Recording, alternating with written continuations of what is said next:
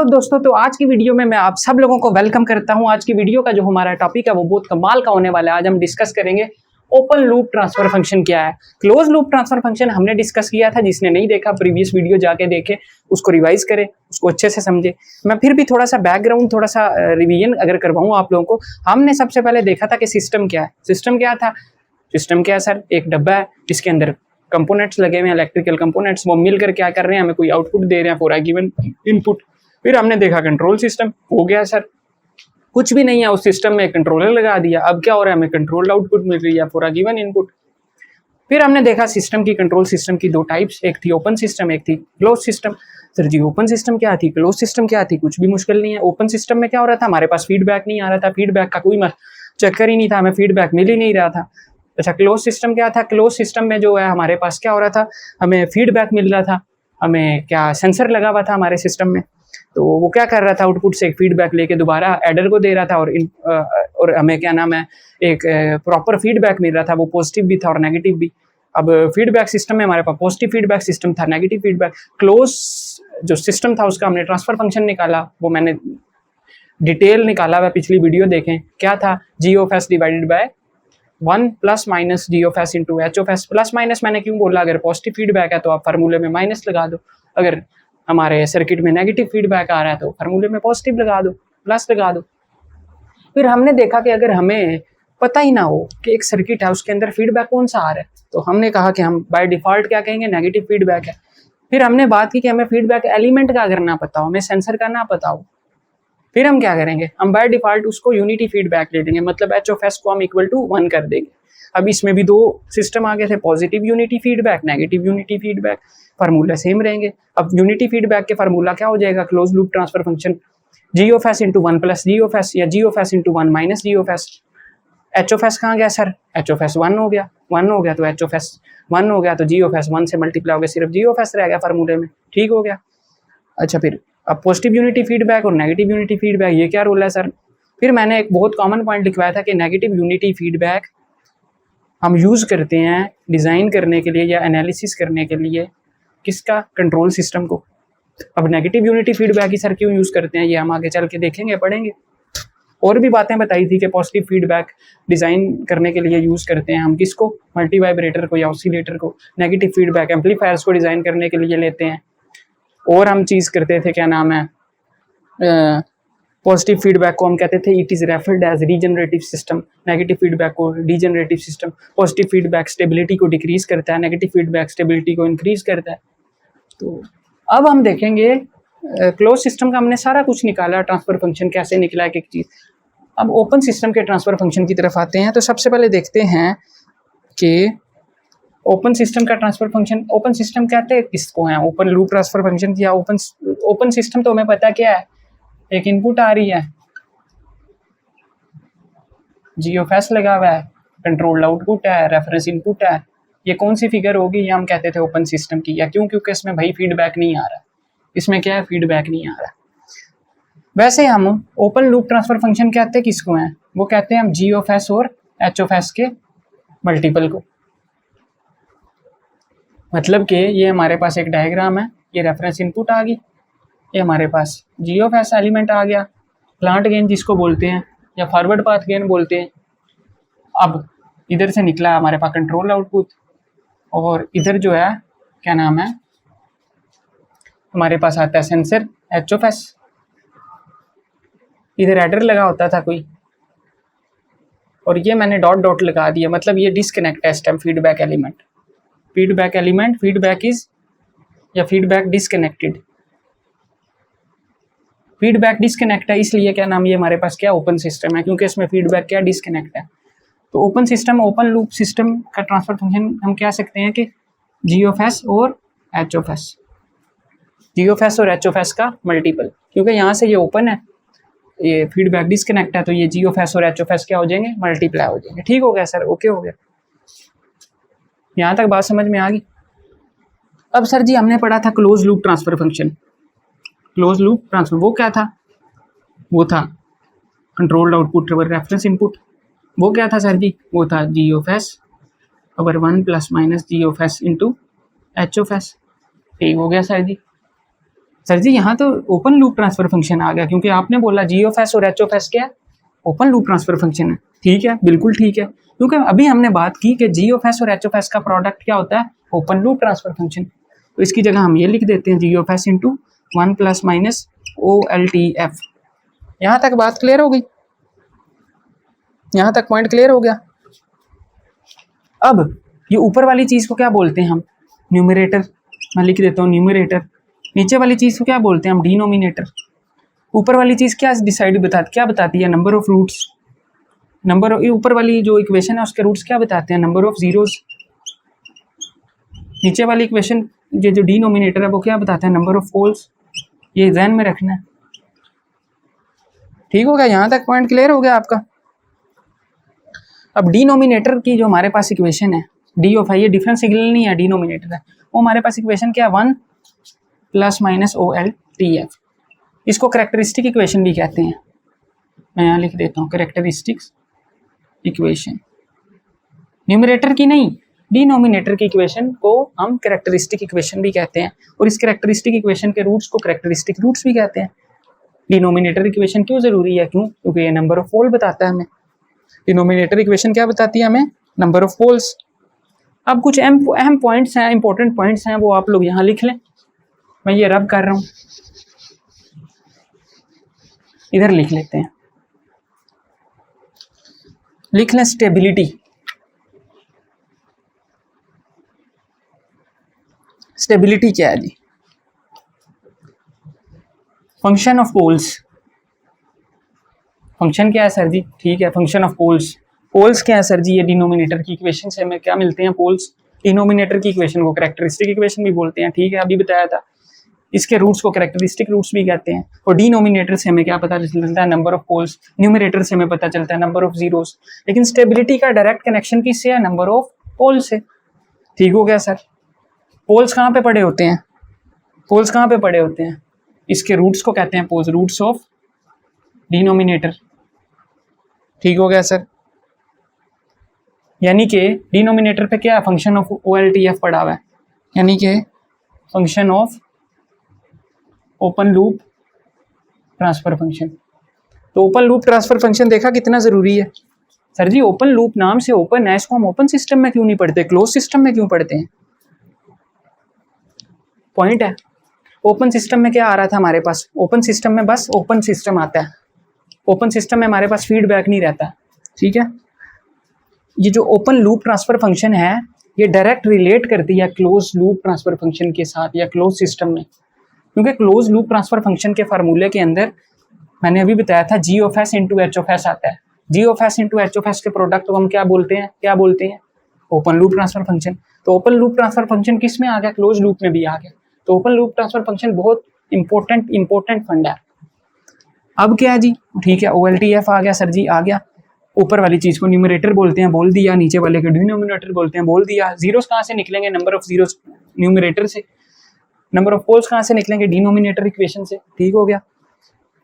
अब स्टेबिलिटी का क्या फंडा है, स्टेबिलिटी का डायरेक्ट कनेक्शन सिर्फ पोल्स के साथ है। पोल्स कहाँ से निकलेंगे, डिनोमिनेटर इक्वेशन से। उसको कैरेक्टरिस्टिक इक्वेशन भी कहते हैं, और कैरेक्टरिस्टिक उसके जो रूट्स हैं उनको कैरेक्टरिस्टिक रूट्स भी कहते हैं। ठीक हो गया सर, आगे चलते हैं। अब हो क्या रहा है, अगर तो ओ एल टी एफ में चेंज आ जाए, ओपन लूप ट्रांसफर फंक्शन में क्या आ जाए, चेंज। अब देखते हैं ओपन लूप ट्रांसफर फंक्शन क्यों इंपॉर्टेंट है। अगर इसमें चेंज आ जाए तो इसका मतलब क्या है, 1 plus minus O L T F में चेंज आ जाएगा। अब 1 plus O L T F में चेंज आ गया तो इसका क्या मतलब है, डिनोमिनेटर जो हमारे पास रूट्स हैं, रूट्स ऑफ डिनोमिनेटर इक्वेशन, वो चेंज है, उसमें चेंज आ जाएगा। ठीक हो गया। रूट्स ऑफ डिनोमिनेटर में चेंज आने से हमारे पास क्या हो जाएंगे, पोल्स में चेंज आ जाएगा, पोल्स में चेंज आ जाएगा। पोल्स में चेंज आने से हमारे पास क्या हो जाएगा, स्टेबिलिटी में चेंज आ जाएगा। और स्टेबिलिटी में अगर चेंज आ गया तो ओवरऑल पूरी सिस्टम की परफॉर्मेंस ऑफ सिस्टम में चेंज आ जाएगा। ठीक हो गया। यहाँ पे आप एक स्ट्रॉन्ग सा पॉइंट लिख लो कि पोल्स जो हैं वो डिसाइड करेंगे, pole decides the stability of a system. Poles decide the stability of a system. यहाँ तक पॉइंट क्लियर हो गया? मैं अब इसको रब कर रहा हूँ, इसमें कुछ भी नहीं था, मैं एक बार रिवाइज कर देता हूँ। ओपन सिस्टम क्या है? जिसके अंदर फीडबैक एलिमेंट नहीं है, ठीक है। और ओपन लूप ट्रांसफर फंक्शन हमारे पास क्या होता है? G of S into H of S, ये लिखा भी है ओपन लूप। अब ये जो टर्म है ये क्लोज लूप ट्रांसफर फंक्शन के फार्मूले में भी यूज हो रही है, तो इसकी जगह मैंने क्या किया? OLTF लिख दिया। मुझे पता चल गया कि open loop transfer function is very very important for finding stability, for decides a stability. तो OLTF आ गया इधर, ठीक है। मैंने बताया कि न्यूमरेटर है, ये डिनोमिनेटर है, ये नंबर ऑफ जीरोज हैं, ये नंबर ऑफ पोल्स हैं, ठीक हो गया। उसके बाद मैंने बताया कि कैसे स्टेबिलिटी डिपेंड कर रही है नंबर ऑफ पोल्स के ऊपर, क्योंकि अगर OLTF में चेंज आया तो 1 प्लस माइनस OLTF में चेंज आएगा, इसमें चेंज आया तो रूट्स में चेंज आएगा, डिनोमिनेटर के रूट्स में चेंज आया तो पोल्स चेंज होंगे, पोल्स चेंज होंगे तो स्टेबिलिटी चेंज होगी, स्टेबिलिटी चेंज होगी तो ओवरऑल सिस्टम की परफॉर्मेंस चेंज होगी। तो यहाँ से क्या पता चला? पूरे सिस्टम की परफॉर्मेंस किस पर डिपेंड कर रही है? इस ओपन लूप ट्रांसफर फंक्शन के ऊपर, यानी कि इन नंबर ऑफ पोल्स के ऊपर।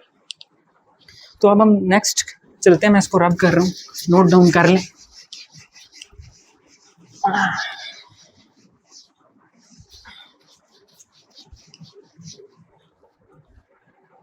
अब हम देखते हैं फॉर यूनिटी फीडबैक के लिए, फॉर यूनिटी फीडबैक, ठीक हो गया। अब यूनिटी फीडबैक की अगर हम बात करें, हमारे पास क्लोज लूप ट्रांसफर फंक्शन में यूनिटी फीडबैक का फार्मूला क्या बन रहा था? G of S into 1 plus minus G of S.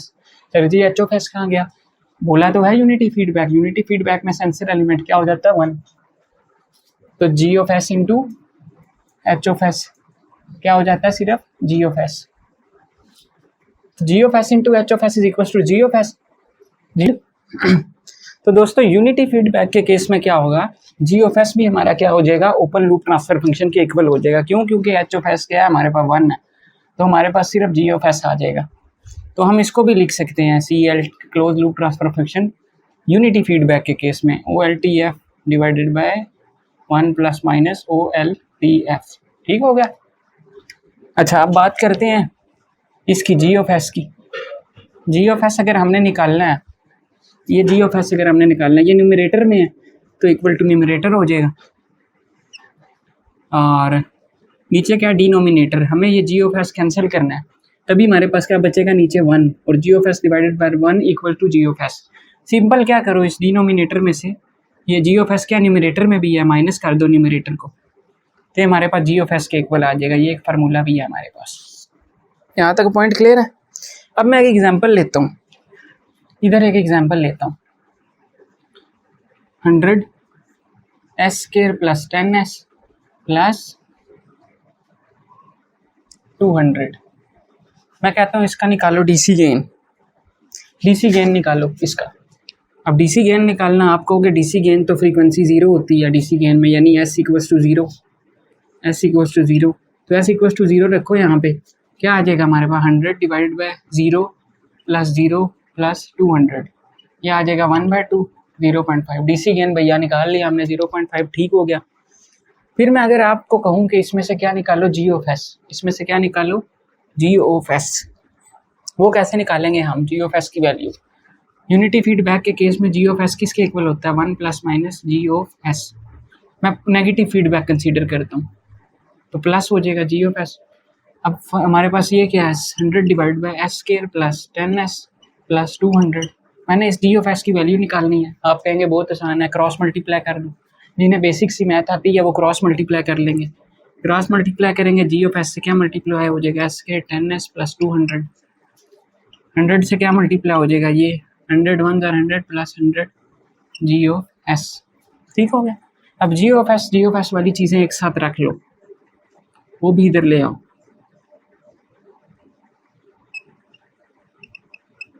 ये इधर ले आओ, -100 जी ऑफ एस हो जाएगा। इधर क्या बचा? सिर्फ 100। अब जी ऑफ एस कॉमन ले लो, अंदर रह जाएगा S square plus 10s plus 200 minus 100 equals to 100। अब जी ऑफ एस हमने निकालना, ये इधर ही रहे और ये सारी चीज़ उधर जाके डिवाइड हो जाए। क्या आ जाएगा? S square plus 10s 200 minus 100 100। Plus 100। ये हमारे पास जी ऑफ एस की वैल्यू आ गई। क्या मुश्किल है इसमें? कुछ मुश्किल है इसमें?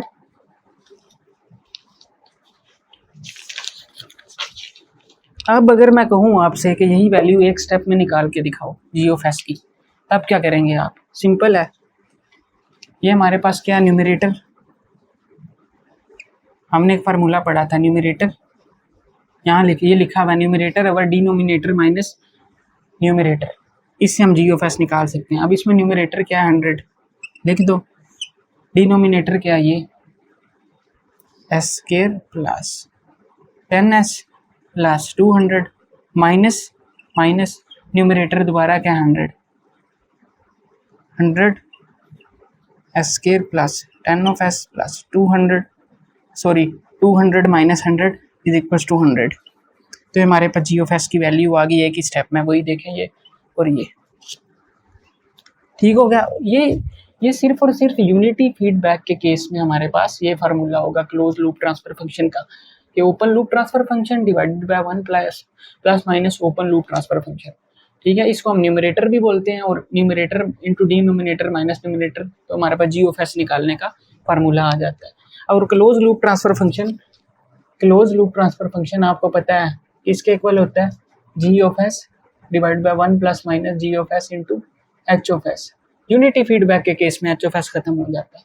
और ओपन लूप ट्रांसफर फंक्शन आपको पता है किसके इक्वल होता है, G of S into H of S. ठीक हो गया, यहाँ तक पॉइंट क्लियर है? इसको रब कर देती हूँ।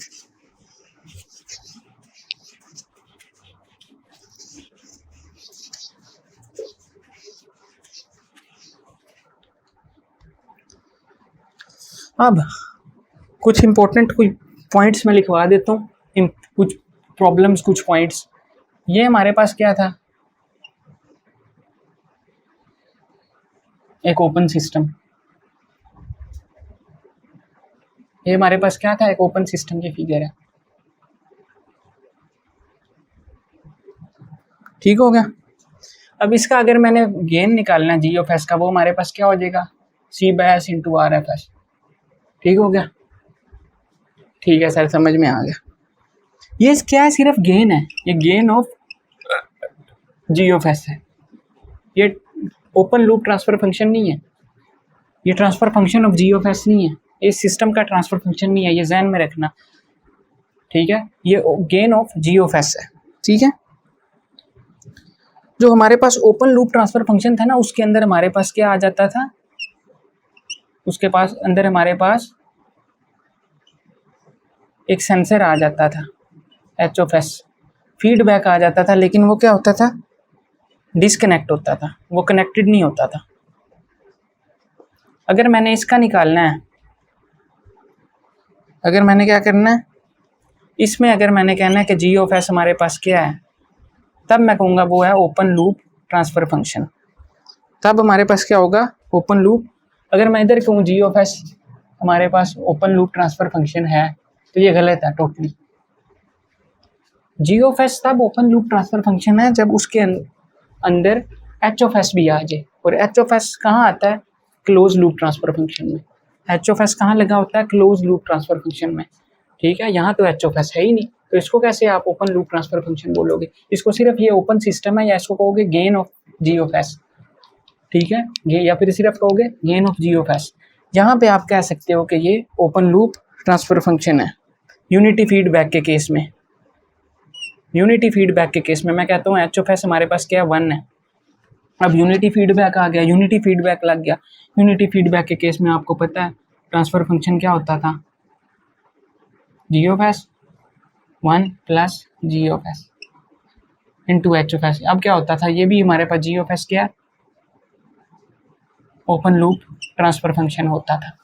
तो यूनिटी फीडबैक के केस में जहाँ पे हमारे पास सेंसर एलिमेंट क्या हो जाए, 1 हो जाए, क्लोज लूप ट्रांसफर फंक्शन के अंदर जो जी ऑफ एस होता है उसको हम ओपन लूप ट्रांसफर फंक्शन भी कहते हैं, इसमें कंफ्यूज नहीं होना। लेकिन जो ओपन सिस्टम है हमारे पास, जो जस्ट ओपन सिस्टम है, इनपुट आ रही है, प्रोसेस हो रही है, आउटपुट मिल रही है, जस्ट ओपन सिस्टम है, इनपुट आ रही है, प्रोसेस हो रही है और आउटपुट मिल रही है। वहाँ पे हमारे पास जो जी ऑफ एस की वैल्यू होगी या जो हमारे पास जी ऑफ एस होगा वो इक्वल होगा C by S into R by S, ठीक हो गया। लेकिन वो उसको हम कहेंगे gain of G of S, gain of उसको हम ये नहीं कहेंगे कि ये ओपन लूप ट्रांसफर फंक्शन है, या जी ऑफ एस को हम ये नहीं कहेंगे कि ये open loop. G of S तभी ओपन लूप ट्रांसफर फंक्शन होगा जब वो क्या हो जाएगा, यूनिटी फीडबैक लगा होगा सिस्टम के अंदर, यूनिटी फीडबैक लगा होगा। और बाकी क्लोज लूप ट्रांसफर फंक्शन के फार्मूले में अगर आप देखें ये आता है G of S 1 plus minus G of S into H of S, ये भी ओपन लूप ट्रांसफर फंक्शन है। इसको आप ऐसे लिख सकते हो G of S into 1 plus minus O L T F. मैंने पहले बताया था कि ओपन लूप ट्रांसफर फंक्शन होता है जी ऑफ एस और एच ऑफ एस का प्रोडक्ट क्या होता है, लेकिन यूनिटी फीडबैक के केस में ये भी ओपन लूप ट्रांसफर फंक्शन हो जाता है यूनिटी फीडबैक के केस में। और सिंपल अगर सिस्टम देखें ओपन सिस्टम, उसमें जो हमारा जी ऑफ एस है वो इक्वल होता है C of S over R of S, बस। इसको हम हरगिज़ नहीं कहेंगे कि ये ओपन लूप ट्रांसफर फंक्शन है, नहीं, ये ओपन लूप ट्रांसफर फंक्शन नहीं है, ये gain of G of S है, ये gain of G of S है, ठीक है। लेकिन क्लोज लूप ट्रांसफर फंक्शन के केस में अगर यूनिटी फीडबैक लगा हुआ है तो हम कहेंगे जी ऑफ एस भी इक्वल है किसके, ओपन लूप ट्रांसफर फंक्शन के। और अगर यूनिटी फीडबैक नहीं लगा, हमारे पास कुछ ना कुछ फीडबैक लगा हुआ है, तो हम कहेंगे जो नीचे वाली टर्म है, डिनोमिनेटर वाली टर्म, वो क्या है, G of S into H of S, उसको हम उस टर्म के प्रोडक्ट को हम बोलेंगे कि ये भी हमारे पास क्या है, ओपन लूप ट्रांसफर फंक्शन। और ये न्यूमरेटर और डिनोमिनेटर का जो फंडा है वो मैं समझा चुका हूँ, क्योंकि न्यूमरेटर भी बहुत इंपॉर्टेंट है और डिनोमिनेटर भी। न्यूमरेटर क्यों इंपॉर्टेंट है, वो हमें नंबर ऑफ जीरोस बताता है। डिनोमिनेटर क्यों इंपॉर्टेंट है, वो क्या बताता है हमें, number of poles. Number of poles की वजह से हमें क्या पता चलती है, सिस्टम की स्टेबिलिटी। तो यानी कि डिनोमिनेटर की जो इक्वेशन है वो बहुत वेरी इंपॉर्टेंट है, सिस्टम की स्टेबिलिटी डिपेंड करती है उसके ऊपर। उसके अंदर ओपन लूप ट्रांसफर फंक्शन आ जाता है, तो उस लिहाज से ओपन लूप ट्रांसफर फंक्शन भी क्या हो गया, वेरी वेरी इंपॉर्टेंट हो गया, ठीक है। और मैं क्या बात करने लगा था, अब अगर OLTF open loop transfer function में कुछ चेंज आता है तो क्या हो जाएगा, उस पूरी इक्वेशन में जो क्या 1 प्लस माइनस OLTF उसमें चेंज आएगा, ठीक हो गया सर, आएगा। उसमें चेंज आने की वजह से क्या हो जाएगा, डिनोमिनेटर की इक्वेशन में चेंज आएगा, सही हो गया सर, आ गया। डिनोमिनेटर की इक्वेशन में चेंज आने की वजह से क्या हो जाएगा, डिनोमिनेटर के रूट्स चेंज हो जाएंगे। डिनोमिनेटर के रूट्स चेंज होने से क्या होगा, पोल्स चेंज हो जाएंगे। पोल्स चेंज होने से क्या हो जाएगा, स्टेबिलिटी चेंज हो जाएगी। स्टेबिलिटी चेंज होने से ओवरऑल सिस्टम की परफॉर्मेंस क्या हो जाएगी, चेंज हो जाएगी। दैट्स वाई ये open loop transfer function very very important है। ये open loop transfer function is relatable to close loop transfer function. यहाँ पे मैं लिख देता हूँ, ये बड़ी इंपॉर्टेंट लाइन है, इसको मैं यहाँ लिख देता हूँ।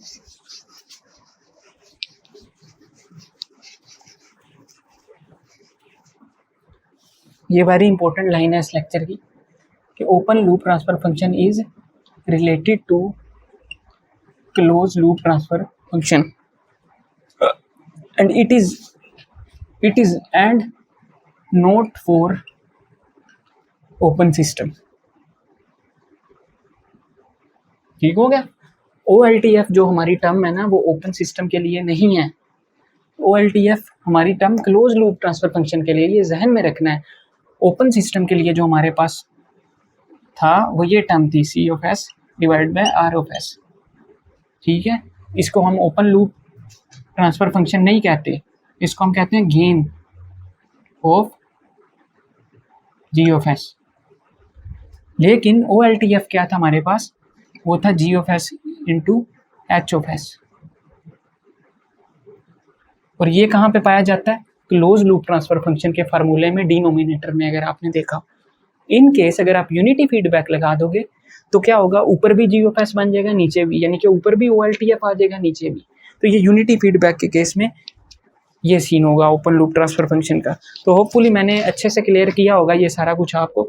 तो इंशाल्लाह मिलते हैं नेक्स्ट वीडियो में नए टॉपिक के साथ, तब तक के लिए इजाज़त दें, अल्लाह हाफिज़।